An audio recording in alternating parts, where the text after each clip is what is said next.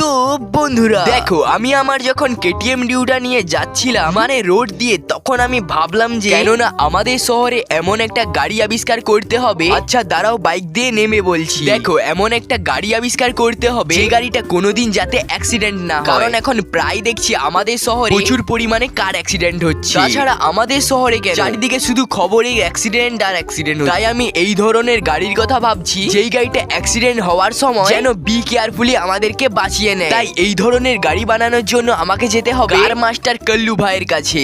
তো আমি কাল্লু ভাইকে সবটা বলে দিয়েছি গাড়িটাকে কিভাবে ডিজাইন করতে হবে।